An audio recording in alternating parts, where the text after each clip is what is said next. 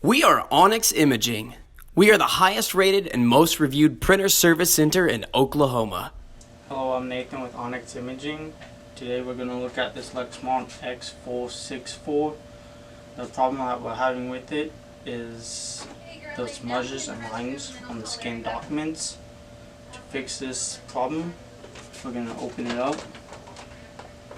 And if you notice, those two separate pieces of glass, one is for the scan bed, one is for the document feeding. So what we're going to do is use a lint-free rag and glass cleaner.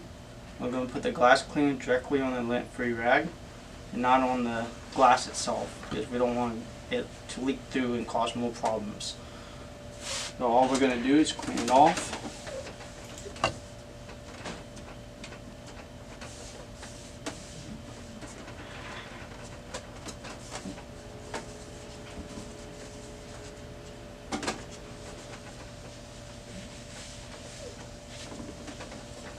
Once it looks all good, we're going to close it back up.